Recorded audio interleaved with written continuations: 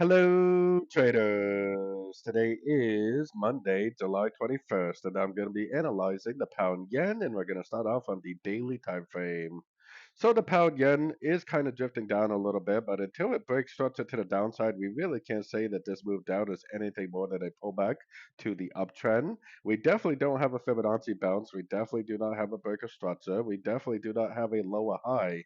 The trend is for sure still up until we get a nice solid break and hold below structure, which we definitely don't have yet. Going down to the 1 hour time frame now, a lot of yen pairs do look like they could be trying to break down. Whether it's a complete trend reversal or not, we're going to have to wait and see.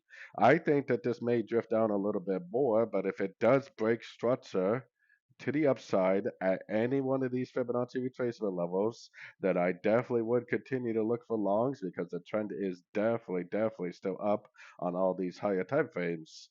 So I definitely would continue to look for longs unless the daily time frame gives us that break of structure. If that happens, then maybe the way B on the daily weekly is over. Until that happens, though, we definitely cannot say the way B is over, and it could very easily just keep on trending up.